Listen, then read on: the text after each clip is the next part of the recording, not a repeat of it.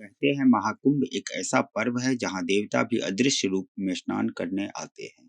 लेकिन क्या अगर मैं कहूं कि महाकुंभ से लाई गई कुछ चीजें आपके भाग्य को पूरी तरह बदल सकती है। यह कोई साधारण चीजें नहीं बल्कि ऐसी वस्तुएं हैं जिनका संबंध सीधे दिव्य शक्तियों से है।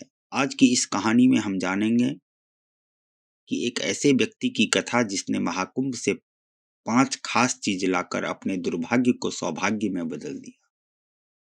लेकिन क्या आप भी वही कर सकते हैं?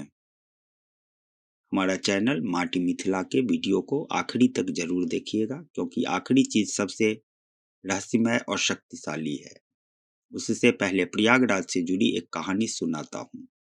आपको बहुत कुछ सीखने को जरूर मिलेगा। भाग्य बदलने की सीख जरूर मिलेगी। वीडियो पसंद आएगा तो कृपा करके आप हमारे वीडियो को लाइक, कमेंट और हमारे चैनल को सब्सक्राइब जरूर कर दीजिएगा। जय माँ गंगे और हर हर महादेव जरूर लिखिएगा। प्रयागराज के एक छोटे से गांव में रामू नाम का एक गरीब हलवाई रहता था। उसकी मिठाइयाँ बहुत ही स्वादिष्ट होती थी, लेकिन उसकी दुकान में कभी भी ज्यादा ग्राहक नहीं आते थे। रामू की पत्नी ने एक दिन कहा, क्यों न इस बार महाकुंभ जाकर स्नान करें और भगवान से आशीर्वाद मांगे। रामू को विचार अच्छा लगा। उसने अपनी दुकान बंद की और पत्नी के साथ महाकुंभ के लिए निकल पड़ा। महाकुंभ के मेले में रामू और उसकी पत्नी संगम स्नान के बाद घाट पर बैठे थे। तभी एक बूढ़े संत उनके पास आए। संत के पास एक पुराना दीपक था।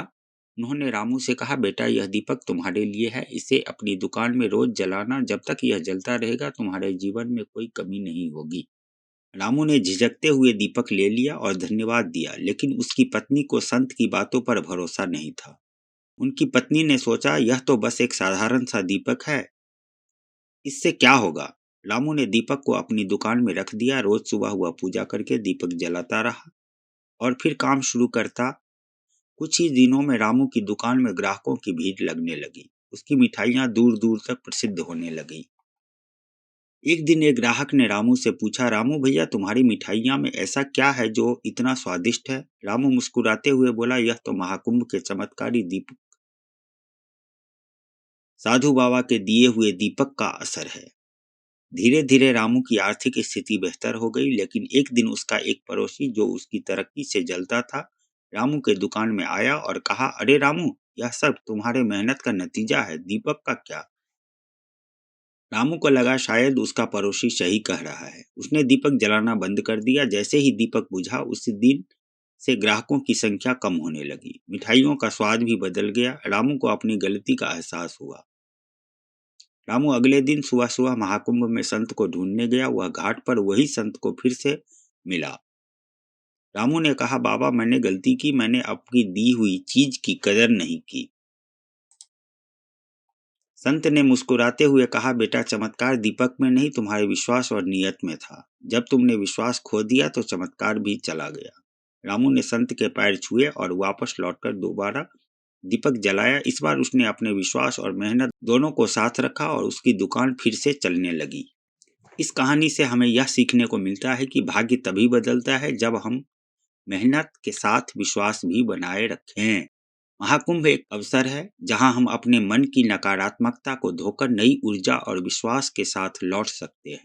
सालों पहले प्रयागराज के महाकुंभ में मनोज नाम का एक व्यक्ति आया था। वह दुखी था, कर्ज में डूबा हुआ और जीवन में निराश। उसने सुना था कि महाकुंभ में स्नान करने और कुछ पवित्र वस्तुएं घर ले जाने से दुर्भाग्य दूर होता है, लेकिन उसे यकीन नहीं था। फिर संगम तट पर उसकी मुलाकात एक दिव्य संत से हुई। संत ने कहा, बेटा यहाँ से 5 चीजें ले जाना मत भूलना, यह तेरे जीवन को बदल देंगी।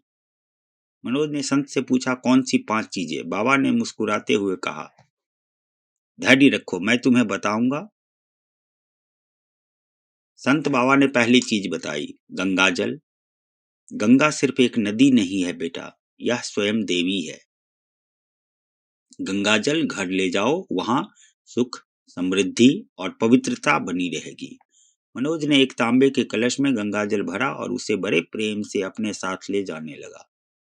संत ने कहा, इसे घर के पूजा स्थल में रखना और समय समय पर पूरे घर में छिड़काव करना। नकारात्मकता ऊर्जा दूर होगी फिर संत ने कहा, दूसरी चीज रुद्राक्ष है। मनोज ने संत से पूछा, इससे क्या होगा?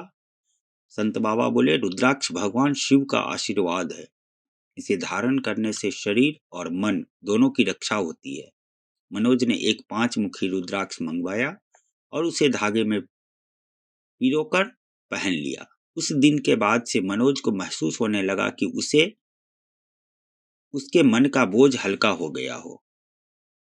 संत बाबा ने तीसरी चीज भी बताई, विभूति या भस्म। यह मृत्यु और पुनर्जन्म का प्रतीक है। इसे मस्तक पर लगाने से बुरी शक्तियां दूर होती है।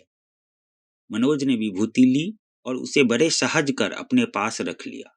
संत ने कहा, इसे घर के मुख्य दरवाजे पर लगाना, बुरी शक्तियां भीतर नहीं आ पाएंगी। अब चौथी चीज, संगम की पवित्र मिट्टी। संत बाबा बोले, जहां 3 पवित्र नदियां मिलती है उस संगम की मिट्टी दिव्य है।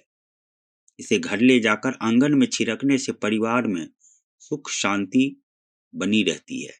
मनोज ने संगम तट की मिट्टी ली और उसे एक कलश में भर कर ले आया। अंत में संत ने मनोज के हाथ पर एक रक्षा धागा बांधा और कहा, यह सबसे महत्वपूर्ण चीज है। यह तुम्हारी रक्षा करेगा, तुम्हारे घर को सुरक्षित रखेगा। इसे कभी खोलना मत। मनोज ने उस धागे को बड़े प्रेम से स्वीकार किया। महाकुंभ से लौटने के बाद मनोज ने वह सब कुछ किया जो संत बाबा ने उसे बताया था। धीरे धीरे उसके जीवन में चमत्कार होने लगा। उसका व्यापार बढ़ने लगा, परिवार में प्रेम बढ़ा और कर्ज से भी मुक्ति मिली। जब मनोज अगली बार संत को धन्यवाद देने महाकुंभ लौटा तो उसे वह संत कहीं नहीं मिले। लोग कहते हैं कि वे साधारण संत नहीं बल्कि स्वयं दिव्य शक्ति के अवतार थे।